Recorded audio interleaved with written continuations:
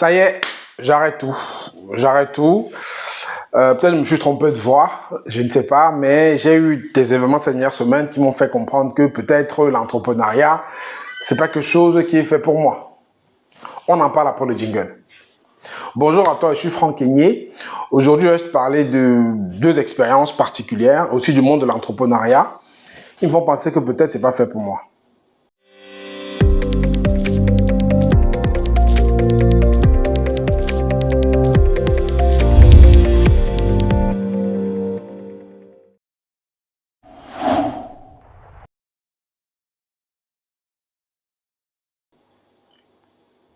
Non, je blague, hein.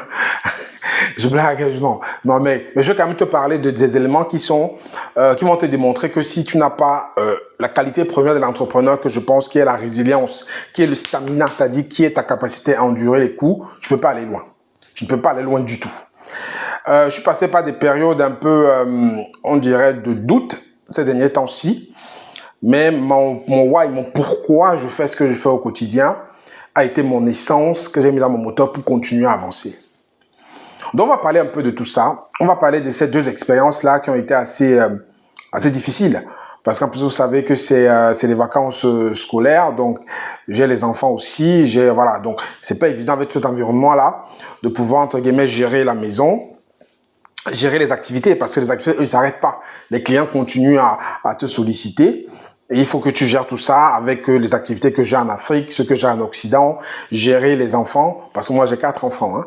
Donc c'est pas évident tout ça. À un moment on se dit, mais est-ce que les choix que j'ai faits sont les bons?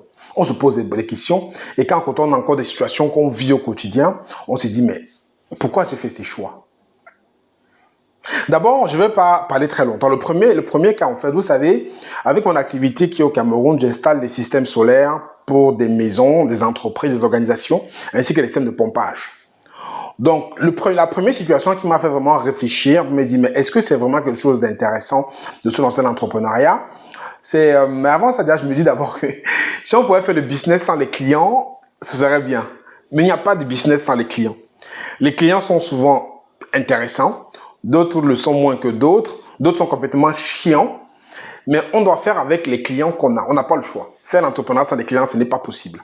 Donc, l'histoire, en fait, c'est un client pour qui on avait un projet solaire installé, c'était du pompage. Hein. Donc, du pompage, en fait, c'était qu'il y a un forage d'eau et on doit venir installer une pompe qui doit retirer l'eau dans le forage et distribuer ça aux populations. Et comme la zone était en zone non couverte par le réseau électrique, on lui a donc proposé une pompe qui fonctionne avec l'énergie solaire pour qu'il puisse donc prendre cette eau-là et pouvoir la distribuer avec une borne fontaine, quoi.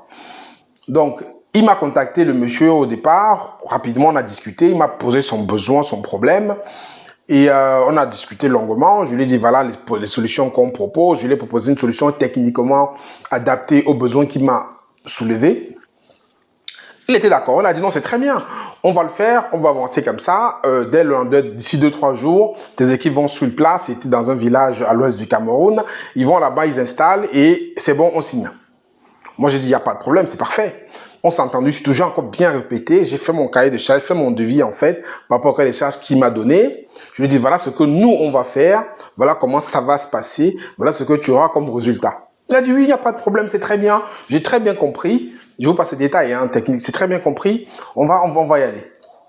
Donc maintenant, je brief dans mes équipes, hein, donc je fais la réunion avec mes équipes, je dis voilà, on va rentrer un nouveau projet, on fait nos procédures qu'on fait d'habitude pour rentrer le projet, on les fait, on crée les systèmes, on fait tout, voilà.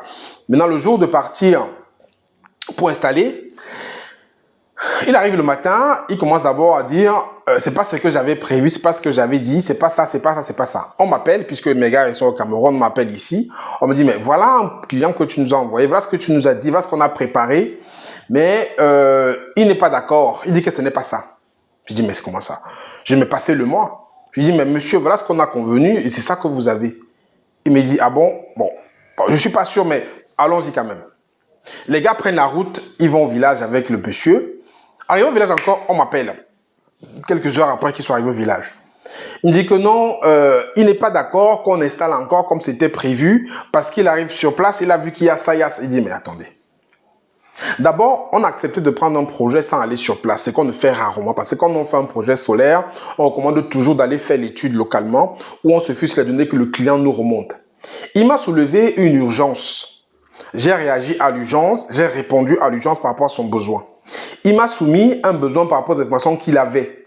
J'ai apporté une solution technique qui répondait aux besoins. Il a validé le devis avec les schémas qu'on lui a donnés. Mais maintenant, sur place, il veut tout changer. Après, on a discuté presque pendant 1 heure. Hein. Je lui ai expliqué 6 fois ce qu'on veut faire. Je lui ai expliqué comment est-ce qu'on veut que ça se passe. Je lui ai dit exactement que c'est ce qu'on avait convenu et c'est ce que nous, on va faire. Après, il me dit qu'il a besoin de l'autorisation de quelqu'un d'autre pour qu'on puisse le faire. Je lui ai dit, il n'y a pas de problème. Allez chercher l'autorisation des personnes. Quand vous les avez, nous, on est d'accord de pouvoir travailler. Il me rappelle quelques minutes après, il me dit, c'est bon, j'ai l'autorisation, on peut travailler. J'ai dit, c'est bien. J'ai dit à mes gars que bon, allez-y. Faisons le projet comme on avait prévu, déployons la pompe solaire dans le forage, pompons de l'eau et allons-y, on fait le boulot. Les gars bossent, ils bossent, ils bossent. Après, c'était le vendredi, je crois, de la semaine dernière. Après, samedi, en fait, il m'appelle. Il me dit, non, non, non, non, il faut qu'on arrête tout. Parce que c'est pas ce qu'on a prévu de faire. Tes gars ont dit qu'ils vont faire ça. On avait prévu ça. Il dit, attendez, j'ai dit, mais attendez, il y a un problème là. Si tous mes clients étaient comme vous, je pense que je m'en sortirais pas.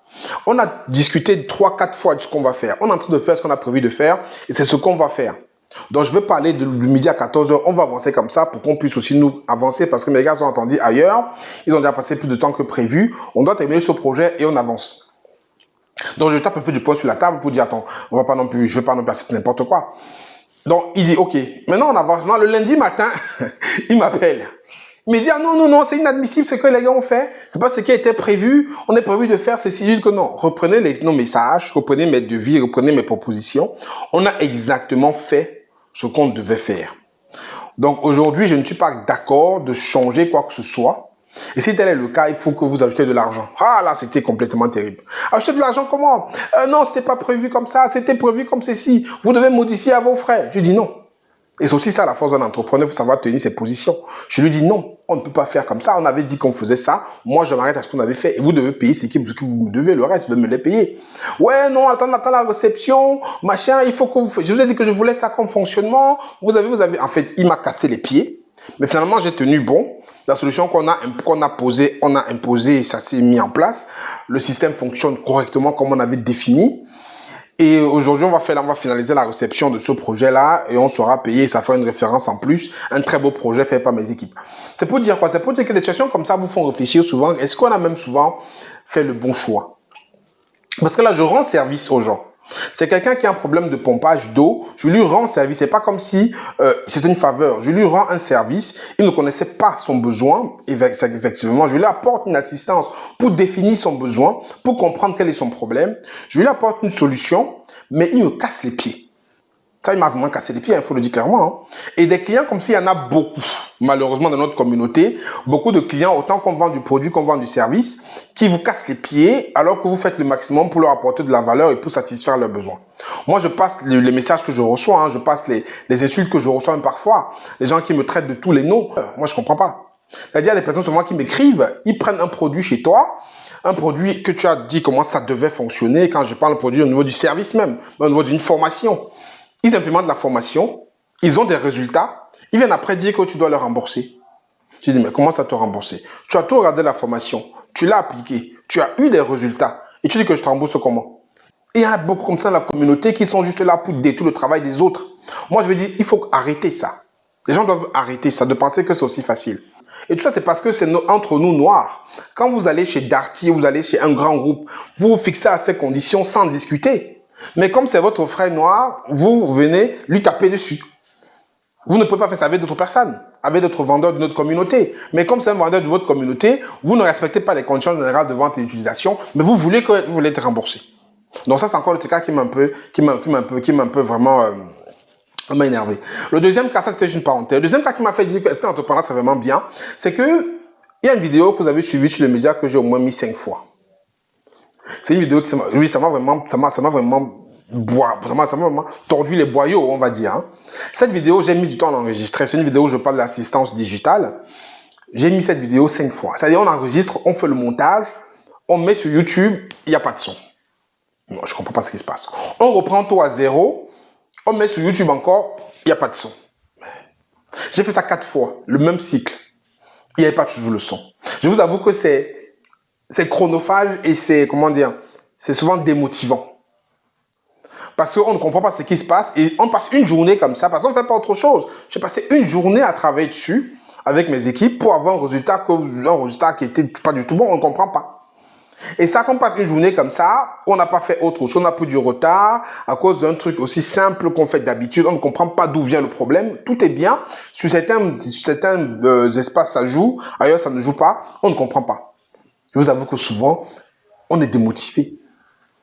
Mais j'ai quand même réussi à aller au-delà de ça et j'ai refait la vidéo, on a remonté sur notre plateforme et ça a pu repartir. Mais c'est pour dire que c'est un deuxième cas qui m'a fait réfléchir que est-ce que c'est vraiment une bonne option? Est-ce que c'est vraiment une bonne solution, une bonne option que j'ai prise de faire l'entrepreneuriat? Je me suis posé la question, je me suis dit, mais attendez, on peut partir comme ça parce que comme je dis, il y a une journée, en ce moment, je travaille un peu à la maison et du bureau, donc on avait les enfants, il y a tout ça, il y a tout ça. Après, on s'est dit, mais est-ce que vraiment c'est le bon choix? C'est pour dire ceci, c'est pour dire en fait que l'entrepreneuriat, c'est pas tout ce que l'on vous présente, il faut faire attention.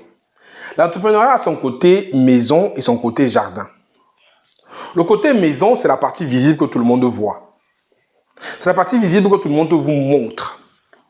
La partie visible que vous voyez sur YouTube, sur Instagram, sur Facebook, peu importe, les gens vous racontent que l'entrepreneuriat, c'est joli, c'est beau, c'est machin. Après, il y a le côté jardin. C'est le côté à l'arrière qu'on ne vous montre jamais. Ce côté à l'arrière, moi, je suis quelqu'un de très véridique et je vous dis les choses clairement. Je n'ai pas besoin de plaire aux gens avec ce que je dis la vérité. Le côté jardin, c'est pas facile pour quelqu'un qui n'a pas la motivation, qui n'a pas la psychologie. Si vous n'avez pas la capacité de tenir, la capacité de pouvoir vous relever quand vous tombez, la capacité de pouvoir prendre des coups et peut-être en donner parfois, la capacité de pouvoir garder le cap de votre vision, la capacité de pouvoir en fait ne pas dormir, mais parfois passer des nuits compliquées, ne faites pas l'entrepreneuriat. Donc je vous dis clairement. Par exemple, ce qu'on vous dit, vous voyez sur LinkedIn, vous voyez sur Instagram, les gens qui font de belles photos partout, machin, c'est pas ça l'entrepreneuriat. C'est pas ça l'entrepreneuriat. Qu'on ne nous raconte pas des cracks. L'entrepreneuriat, c'est plus dur que ça. On ne voit pas le résultat. On ne voit pas, en fait, le chemin par lequel vous êtes passé pour avoir le résultat. On voit juste le résultat, mais si vous voyez le chemin par lequel on passe, si vous voyez les difficultés que l'on rencontre, si vous voyez les épines qu'on prend sur les pieds, si vous voyez les coups qu'on prend, je pense que certains ne s'aventureront pas dans ce chemin-là. Mais c'est un chemin qui est très passionnant par contre. Un chemin qui est très passionnant. Un chemin que pour rien au monde je ne changerai. Hein, ça, il faut dire clairement. Parce que c'est un chemin où, déjà, au niveau de développement personnel, on apprend beaucoup. L'entrepreneuriat, c'est un vrai chemin de développement personnel. L'entrepreneuriat, c'est quelque chose qui vous fait grandir en tant qu'individu. Qui vous fait tester votre capacité de résilience, d'encaisser des coups. Votre capacité de résistance. Votre mental, votre patience, votre indulgence, votre capacité d'apprentissage. Il y a tout ça qui rentre encore dans l'entrepreneuriat. C'est pour ça que c'est quelque chose de très passionnant. Il faut quelqu'un de passionné. Et surtout quelqu'un qui veut aider les autres. Et qui a aussi une vraie motivation, un vrai why, un vrai pourquoi. C'est ça qui va vous maintenir dans l'entrepreneuriat. Mais ce n'est pas le côté maison que vous voyez, où on vous dit que l'entrepreneuriat rend riche. Les gens vous disent que vous gagnez des millions, des milliards, des millions, des milliards. Si vous allez que pour ça, vous allez vraiment très vite vous arrêter. Parce que même les millions, les milliards que vous voyez par là, les gens qui arrivent à gagner ces millions, milliards, ce n'est pas du jour au lendemain. Ils ont construit quelque chose, ça a pris du temps. Et ils ne vous disent pas les chemins tortueux par lesquels ils sont passés avant d'arriver aux millions qu'ils gagnent aujourd'hui. Très peu vont vous dire la vérité. Non, c'est faux de la vérité. Très peu vous diront la vérité. Mais rassurez-vous quand même que c'est intéressant, c'est passionnant. Si vous avez vraiment cette passion, cette envie, cette motivation de pouvoir apporter de la valeur aux autres, vous avez un vrai projet de vie par rapport à l'entrepreneuriat que vous voulez faire, je vous dis sans hésiter, allez-y. Mais si vous n'avez pas une vraie passion, vous n'avez pas une vraie motivation, vous n'avez pas cette vraie capacité à pouvoir être résilient, à pouvoir accepter que souvent, ça ne marche pas, à pouvoir accepter que souvent, il faut parfois se remettre en cause. N'y allez pas. Parce que je vais terminer dessus. Je dis à tout le monde que j'accompagne que l'entrepreneur peut avoir 1 heure de doute en une journée de 24 heures. Il peut avoir une journée de doute sur une semaine de 7 heures. Il peut avoir une semaine de doute dans un mois. Il peut avoir 1 mois de doute en une année de 12 mois. Mais par contre, s'il a 24 heures de doute en une journée de 24 heures, 7 jours de doute en une semaine de 7 jours, 4 semaines de doute en un mois de 4 semaines, et 12 mois de doute en une année de 12 mois, faut pas le faire.